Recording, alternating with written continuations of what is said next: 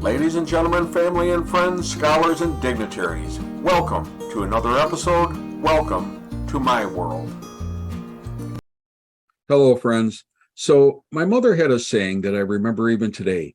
When I did something wrong as a child and got into trouble, she would look at me and ask, "Why did you do that?" And of course, like all boys, I would say, "Because everyone else did."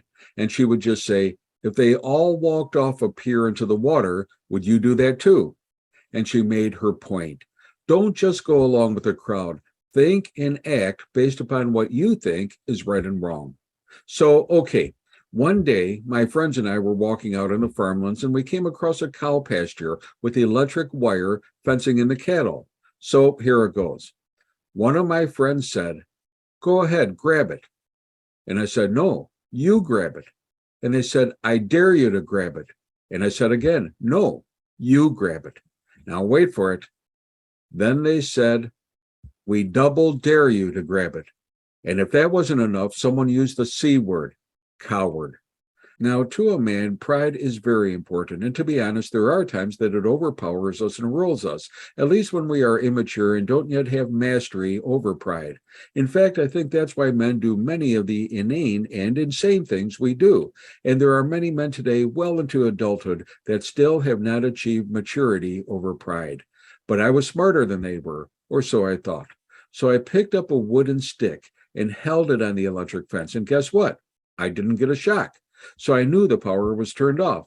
Meanwhile, even the cows were looking at me and saying with those big brown eyes, "No, don't do it." But hey, my mother's wisdom was lost somewhere in the back of my mind, blurry and clouded, buried with, well, her pride. So I said, "I'll show them I'm no coward." So I walked up to that fence and with both hands grabbed it to prove to them, even more than myself, that I was worthy.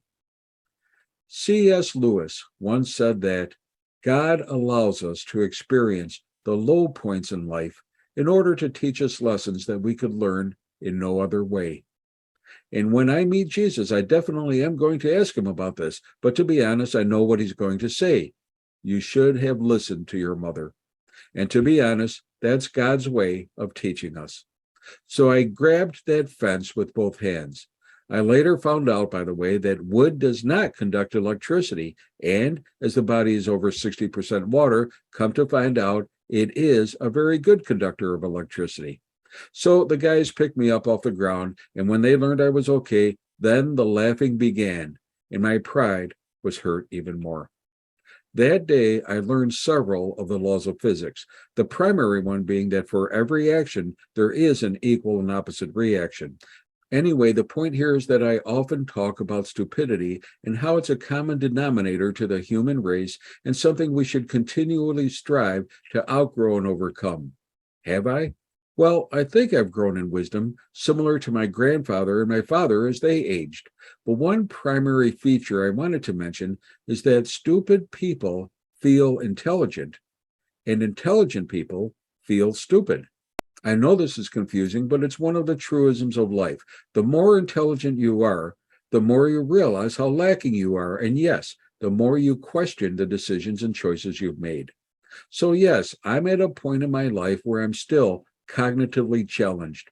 And that's a much better way of saying it. It doesn't seem to have the stigma as it does to say the word stupid. But every day I learn a little more. And yes, even today, I still follow my mother's advice. Hey, be safe, be well, listen to your mother, and may God bless.